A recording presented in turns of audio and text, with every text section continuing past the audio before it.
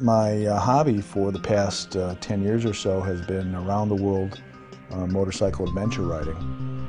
It's something I do a lot, and I've traveled to places all around the world, including Japan, Turkey, Italy, Morocco and North Africa, as well as the Dalmatian coast, Croatia, and Serbia, and I've been very fortunate to see many wonderful places around the world.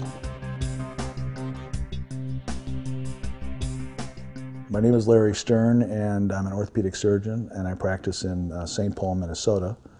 Because I'm a physician, people always want me on rides. I can provide first aid if something happens.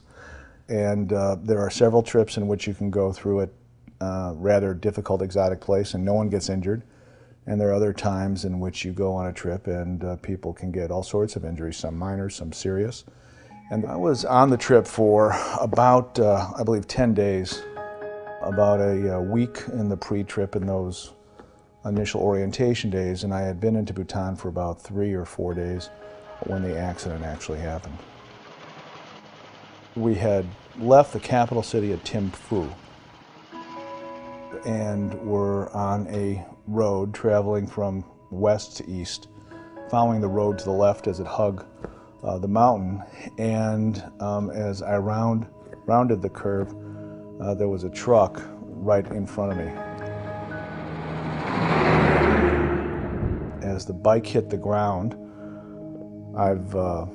my left arm was against my side and the bike went down on the left, and I knew I had broken my ribs, and you get a reflex paralysis almost in which you can't inflate your rib cage.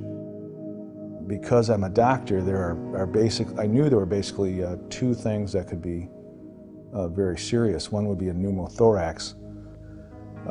That can be fatal.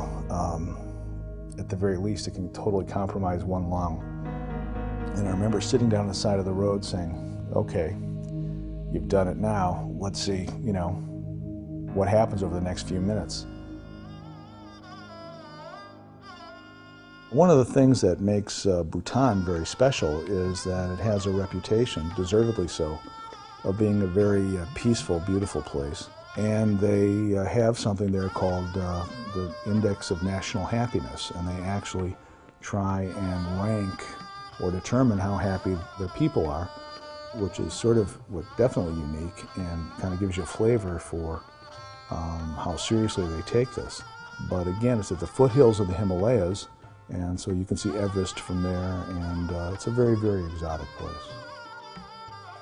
As they were wheeling me into the ER, again, because I'm a doctor, I knew that I had some serious injuries, and I reached into my wallet and I pulled out the card, and I remember it saying 2011 or 2012, and I was so anxious or upset I had to think for a moment, what year was this, And I said 10, and 10 definitely comes before 11 or 12.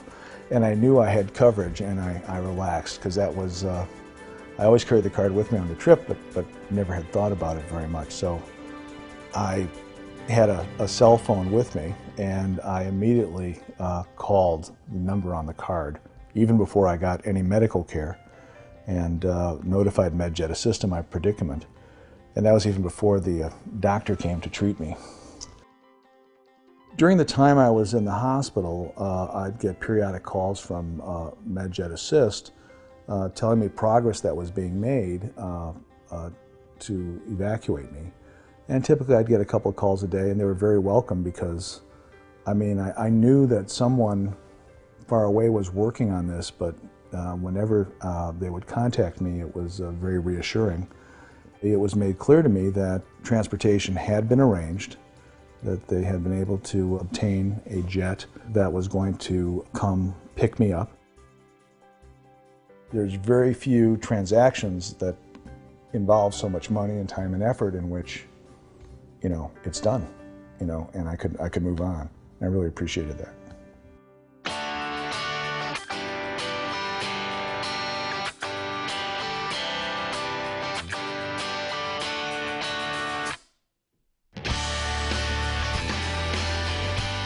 I'm riding again.